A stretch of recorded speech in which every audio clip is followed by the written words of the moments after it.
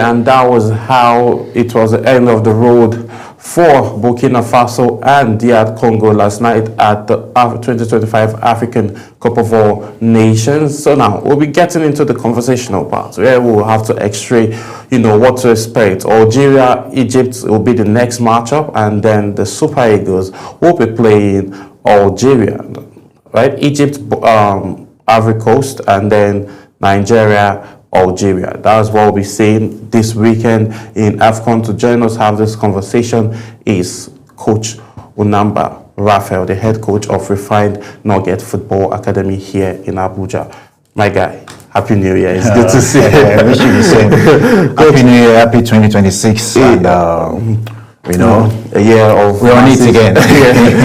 a year of massive open doors and a whole lot of goodness. Lots of transfer windows and signings. Signings, yeah. Yes, lots of transfer windows and signings. Good to see you. Yeah, it's good to see you too, my brother. I know you've been following AFCON from day one, and you're a very huge fan of most of the guys that are playing because of their work ethics. And, as a coach also, you're picking one or two things that you could add to your own bag for other competitions that will be coming up. So give us, what do you think of the whole match since day one?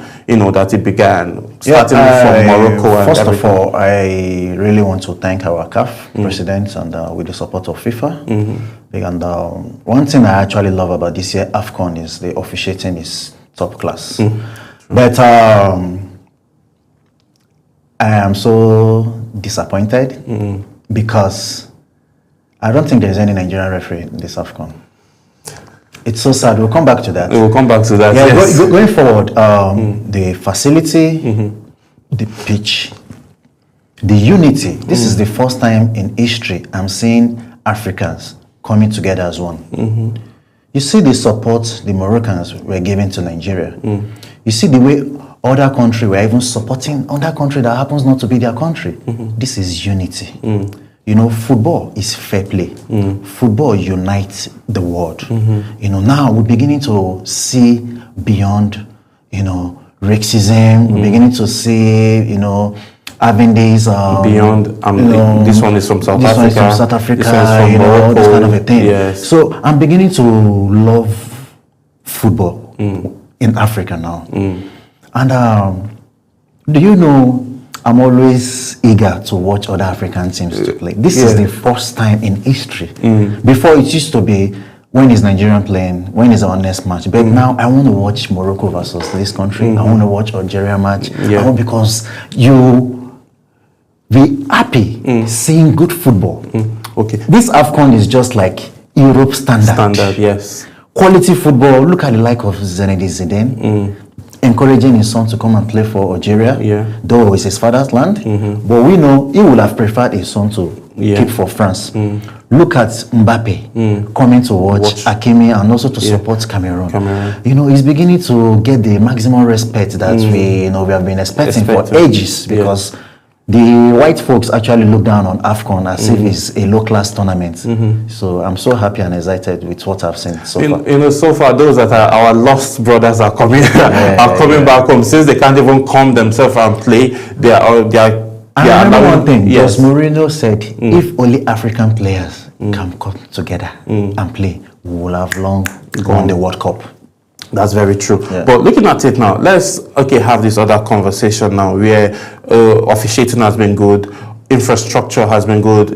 Before now, like you mentioned, years 2, 4, 5 years ago when this competition was played, we've had conversations and we've had incidents where players will come out and say the pitch was bad and then the infrastructure development is not good. I say you've given kudos to, Patrice and then the Moroccans level of, preparation and having their facilities ready. Now, how can these now, translate into other African countries?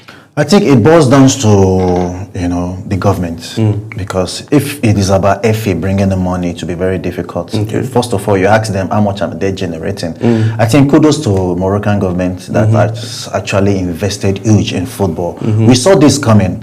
You realize that most of the African tournament, most of the youth tournaments in Africa now is being pushed to the Northern African side, which is Morocco, because they have top facility, people feel so comfortable, security-wise, they have a very good standard. So I think these are other things I really want Nigeria to emulate. Go to Moshood Abiola Stadium. Now they are beginning to do crusade on the pitch, a multi-billion-dollar stadium, one of the best stadiums. Then when it was open as Koja, I think under our ex-president Obasanjo. Yes. Then we invited Brazil to come and open the pitch for us. But go to that pitch now, you will be so sad. Tell me any standard pitch that we have in this country now. If not for Godswill Akpabio at I think Akwa Ibom. Yes. So I think other African countries need to really invest big. And before you know it, you see most of the African players willing to play in our league. They might not even want to travel out again because we have the best facility, to promote our league. Yeah.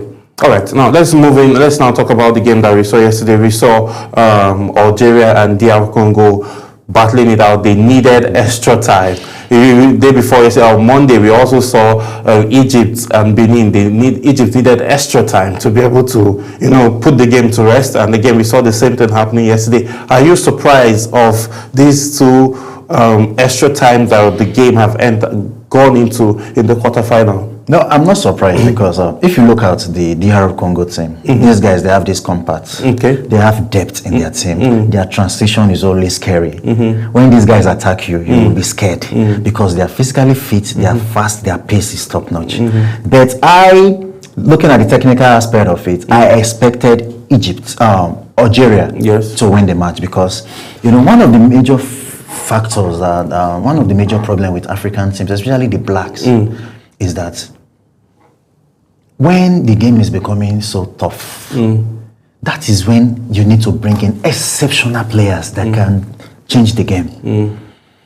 This match between Algeria and DR Congo, yes, I was telling someone that Algeria is going to win the match, and actually prefer Algeria to win the match because it will be more. With Nigeria, we do have our way of maneuvering and finding our way around the North African country. Yeah. Because DR Congo have been a very big problem for us. Having it in mind that they denied us the World Cup slots. But don't you think Nigeria will come for like a revenge? The Spurs will come for like a revenge mission to avenge not going to the World Cup and then make sure they take out DR Congo, who were the team that were behind them not, making it. Without being sentimental, I want you to understand something, that the way we read football and analyze football is different from the way we just picture it. Okay. I'm a proud Nigerian. I love my country so much. But there are some loopholes that I wouldn't want to talk about.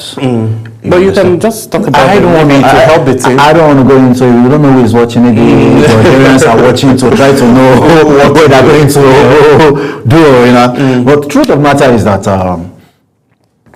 I really want us to step up, especially from the left back and the right back. Okay.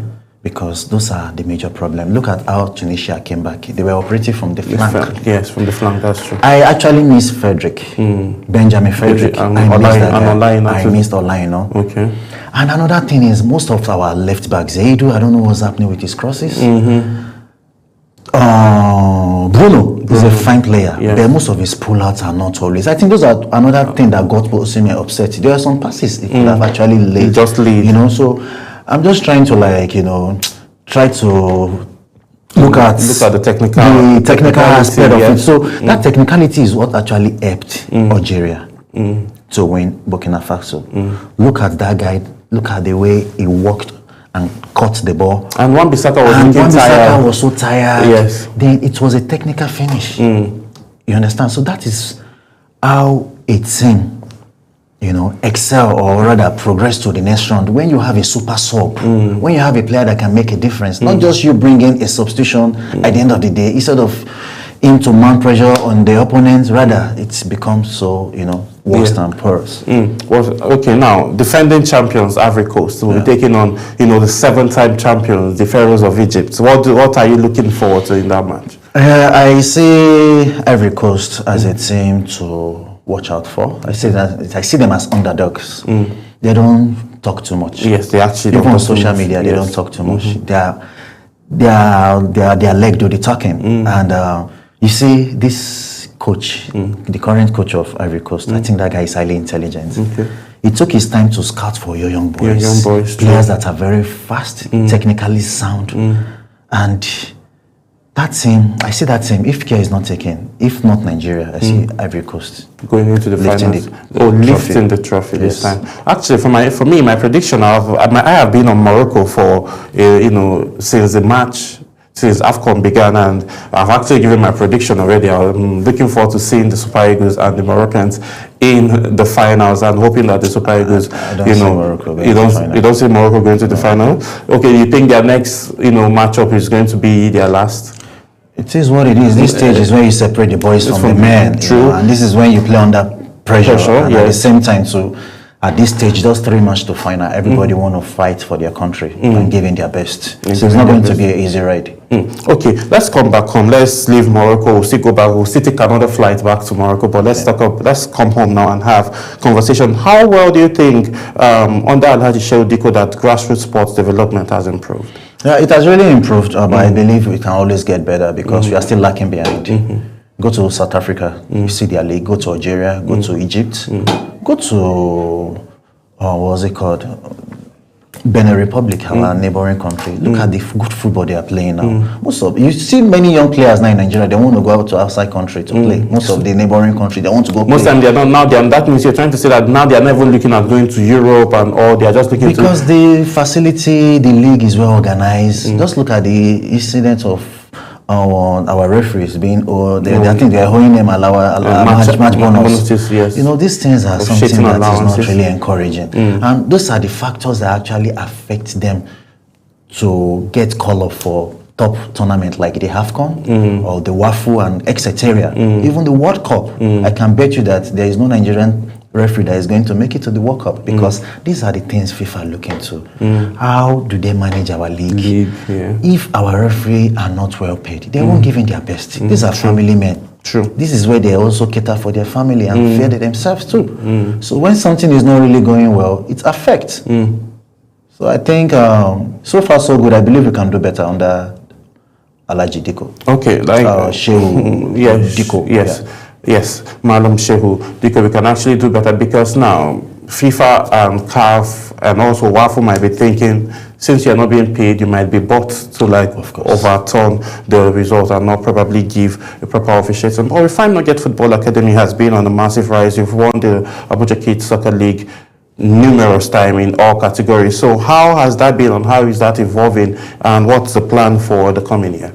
Or this year, rather. We have upcoming events that is coming up. Abuja Kids Champions League pre-season, organized and powered by Refined Nuggets. Because what we are trying to do is to see how we can also give more opportunities to other clubs, within the trenches.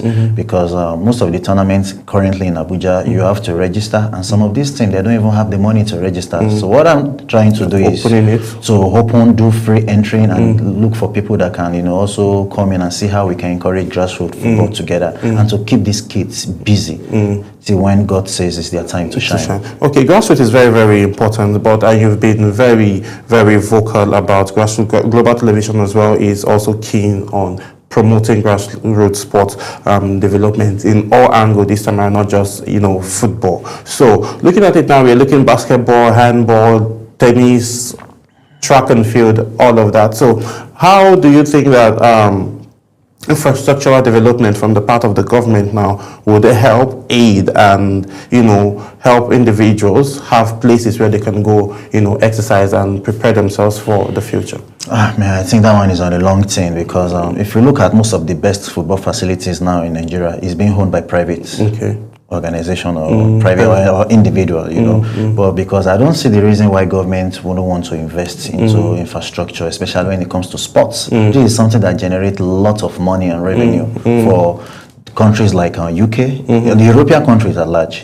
So I think the only way we can get it right is when our government invest big into sports, invest big, financing, giving, encouraging grassroots proper, funding it, organizing different kind of local league. In Europe, we have Division ABC, we have League 1, League 2, we have a lot of league, and these are the way you can always get the best to represent your country. But your tender age when you don't have the right facility to harness your potential to top level. And tomorrow you want to go represent your country against a country that have been nurturing good talent from grassroots, from basics. Yes. Definitely we always go back there and we always try again later. Good, yeah. and try again later. But now let's come back to AFCON, the very important game now for the Super Eagles, one of the most important games because, you know, they say they're always on to the next game. Whatever happened before has happened. And we don't want to go back to the incidents that we saw, the outburst that we saw between, you know, Victor Osimhen facing off, you know, hitting off Ndidi and facing off Ademola Lookman because of a pass that he didn't get. How do you think do you think that will affect them negatively from the standpoint of a coach? Truth of the matter is that I don't think it's going to affect anybody. These are professionals. So now they have seen what is even worse, and they have seen something even more, you know, what is the right word to use? Was more depth than you that. know. But truth of the matter is, I think Osimhen as a striker, hungry striker that he is, he was expecting more of passes. He has been denying many crosses, many true passes. Yes, kudos to Ademola Lookman that gave him 2 assists. But as a striker, he wants more. Have it in mind that he has a record to close. He still goes behind hat-trick, behind Rashidi Yekini, all-time goal scorer for Nigeria. And also, do we have the Golden Boot Award?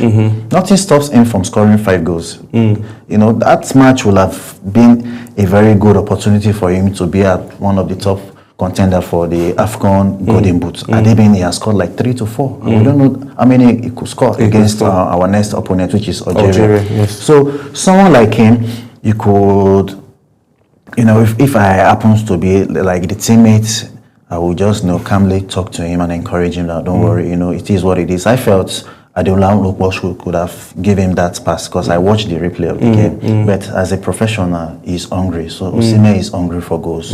So it's all about man management, human management, and I think they are cool now. I saw video of them at the training, and they are all cool. They are all professional. Whatever happened in Sokoto remained in Sokoto. So it's not something that will definitely affect anything. So now, what do you think? You know, we saw rotation in the last group stage match with Eric Chiro that gave Raphael Onyedika, who scored 2 goals for us in that game.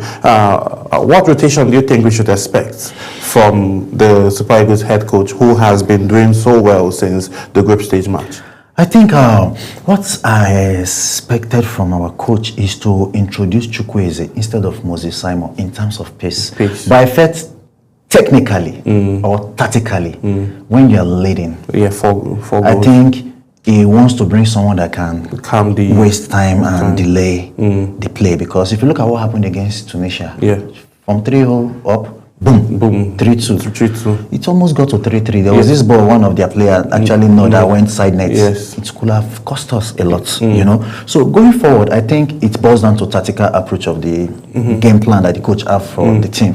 So looking at our next match against Algeria, I think we need to learn to convert our chances. We see all these mistakes of you hanging too much on the ball. If you see that you are very free and you're in a better position to score, you give the person the ball.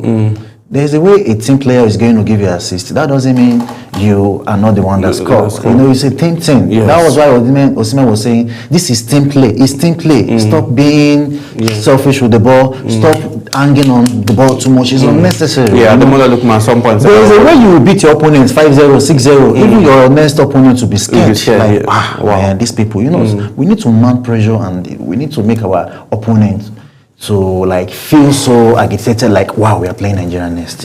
But my joy is that all our attackers are scoring goals. It has been. What about Akko James, who just got introduced, and you know he has gotten his AFCON goal, and you know during the qualifiers too, World Cup qualifiers, he also scored a goal. And then what do you think about him, the Sevilla striker? The Sevilla striker is a very good player, and I love the fact that he could adapt so easily. Playing behind Victor, because he's a top 9. Yeah, he's also he's playing as a first 9, and he's also playing as attacking midfielder. He's always one thing I love about him is the boss-to-boss marking, always covering for the midfielders to allow someone like Iwobi to penetrate. You know, it's a tactical game plan, like I said earlier on. And one thing I love about that guy is that he's not always selfish with the ball. Yes, he's not. Once he sees that you are free and you're in a better position, he gives you the ball. And I love his work ethics. Very good player. Yes, so let's come back to Iwobi. Do you think having Nigeria now, the Super Eagles now playing double defensive midfielder, gives Alex Iwobi more room to be in his creative mindset, just like we saw with Mozambique? Because we saw Eric Cho playing Wilfred Ndidi and Frank Onyedika in that defensive midfield position, and then we saw Alex Iwobi like a free bird everywhere and giving beautiful, well, I say singing good songs as I use birds, so no, he gave beautiful passes. Do you think that's the best position for him to play? Because we see him playing that number 8 and number 10 position in Fulham and how effective he always is. Yeah, I think the introduction of Onyedika actually gave the team balance. I think our first match he didn't play. He did not, yes. And there was this match he played, I think, against Tunisia. The yes. moment he went out, our midfield collapsed because Iwobi is not a boss-to-boss marker. Yes, he's not. He's a ball user. Yes. He's a distributor. Yes. You know, 2-in-1. There's someone like Onyedika and Ndidi. Ndidi is a defensive midfielder. Yes. Boss-to-boss, closing down runs and marking out the opponents, deadly players and all of that. Then someone like Onyedika too is a player that is a nightmare to any midfielder because one, he has this strength and he has the size to mark you. He's very disciplined. He's coordinated. He hardly get dispossessed on the ball. So Onyedika is a player that I think needs to start our next match. Indeed, they should also start our next match. But if God willing, we are leading by 2-0, I would like our coach to sacrifice one attacker and bring in someone like Frank Onyedika to give stability to the midfield because most of the major problem comes from the midfield. Yes. Our game with DR Congo, when we lost the slot for the 2026 World Cup, yes. I think most of the problem came from the midfield. We lost it totally from the midfield. But this time around, I think the coach is always getting it right. And let's continue to encourage and pray for the Super Eagles. All right, let's continue to pray and support the Super Eagles. Those in Morocco, if you can find yourself to Marrakesh to go support the Super Eagles on Saturday, kindly find your way there and cheer the Super Eagles. And those of us from home will also be supporting the Super Eagles from here via social media and, you know, watching the games and encouraging and praying for them. Nigerians like praying a lot and praying for them to, you know, advance further into the semi-finals. We'll be talking basketball quickly, and before we do that, looking at the Nigerian Professional Football League now, what do you think the NFF should do with this lamentation that we are having from the officials and match commissioners about their salaries and bonuses not being paid? I think there should always be a seminar where everybody will come out and have a meeting, pour out their, their mind. Because most of the times, NFLs are not always aware of these things. All of this because they have people that are assigned to take care of all these things. You can't be a president of an organization and I will be expecting you to be disposing salary.